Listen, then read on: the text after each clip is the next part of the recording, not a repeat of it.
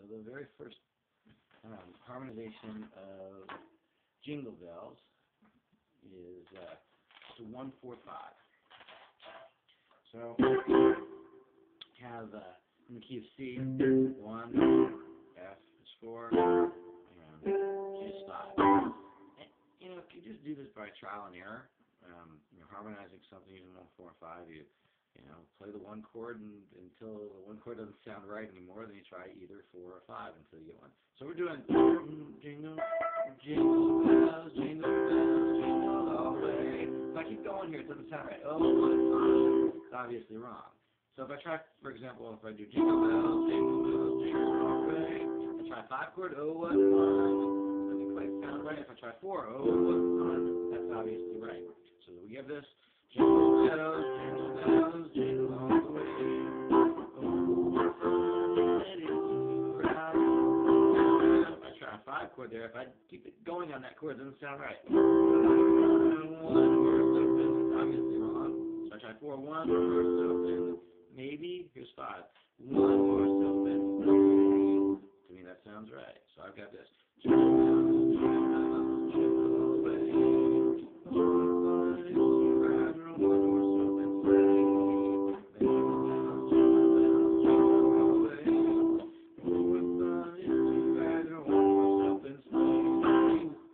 So from there, you can do the first couple things that you can do to make this a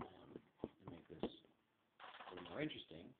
The diatonic substitutions are basically the minor chords. So if we're playing 1, 4, and 5 major, 2 minor, 3 minor, and 6 minor are chords that very often can substitute for 1, 4, and 5.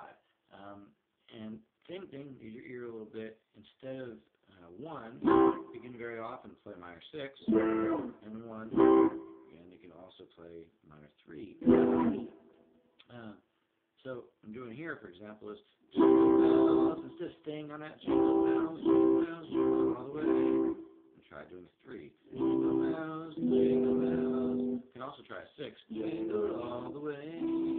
So there I just did 1 jingle bells, 3 minor, jingle bells, 6 minor, jingle all the way.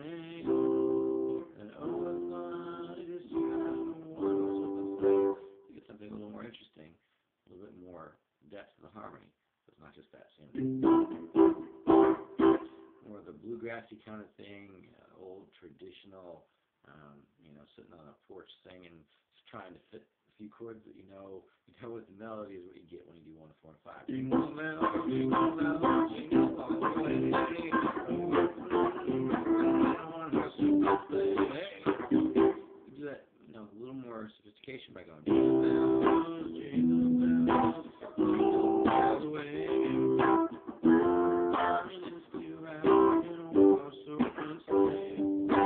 So the substitution for the 4 chord, the minor substitution, the diatonic substitution is 2 minor. So when we get to that F chord, you can either the 4 or the D minor. They share a lot of the same notes, just like C, or just like the 1 chord, the 6 chord, and the 3 chords share a lot of the same notes. It tends to work. Back to the C chord, and then G chord. And I don't want something sleigh. Now 5 chord can be either major or 7. You can use that 5 chord. Another thing you can do is a 2-5 substitution. So for every 5 chord that you see, you can do a 2 chord. So put that in with the chords we've got. We get jingle bells, 3 minor, 6 and 1, 4 chords, 1, 1, 1, and then 2, 5. Getting something that sounds a little more like folksy kind of chords that aren't just the same old 3 chords. And that 2-5 can go for any other set of chords in that relationship. Whenever you have a 7th chord, you can play the 2 of it. So for G7, you can play the 2. We can also do it down here. So G7, we can play the 2. So if we had, for example, C7, we could play a G minor. And A7, you could play an E minor. That's the 2-5 substitution. We'll use that again in a bit. And probably the biggest thing that you use is the guideline of back cycling. And the way back cycling works, just like doing a 2-5, but you can do this for any chord. And you always precede the chord that you've got in a chord progression with a 7th chord in the same relationship as the 2-5.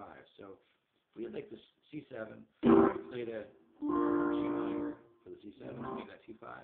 Back cycling, what you do is you precede that C7 with a 7th chord in that same position.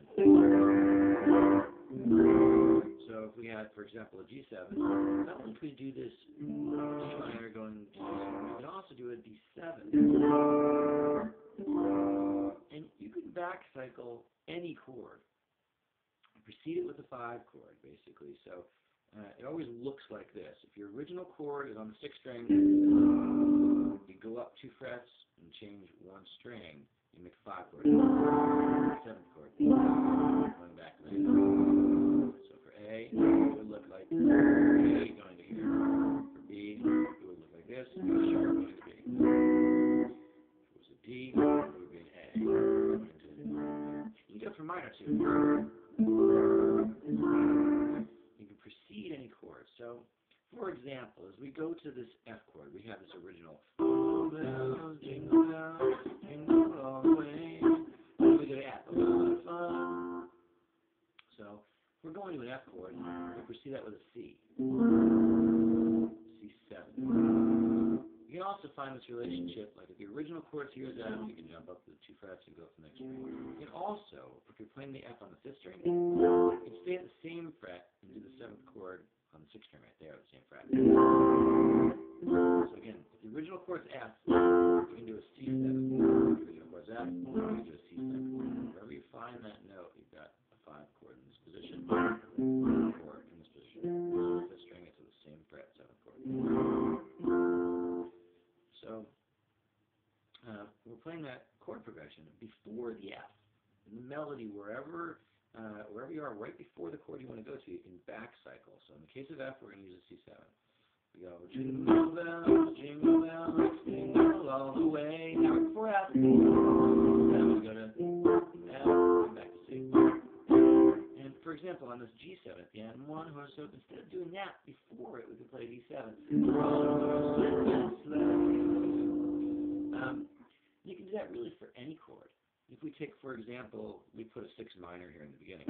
So we got jingle bells, jingle all the way. If I precede that A minor chord with an E7, 5 chord. So A minor, E7, or A minor, E7. Precede that A minor chord with the back cycle. In this case of A minor, it's going to be an E7. You get something like this. Jingle bells, jingle bells, jingle all the way. We're going to precede that F7. Then oh, the fun is to ride. Precede the G with the D7. Again, the idea of back cycling is really easy if you just get this one little fingering down. Whatever chord you have in the original, it's on the 5th string. Here's your F major. Go up a string and make a 7th chord there. So you use this shape. If your original chord, again, here's F. On the 6th string, you go up 2 frets and jump to the 5th string. Gives you the same chord. So C7 going to F, or C7 going to F. So again, here's the basic harmonization. This would be A minor, and then so G going to F, back to C, and then G. We're going to precede each of those main chords with the 2nd dominant again, just one more time, the same thing. Now E7 to precede A minor. A minor. Now we're going to precede the F chord with E7. F, maybe the D minor there. Precede the G, the 5 chord, with the D7.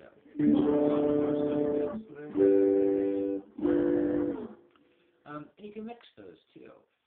Now remember,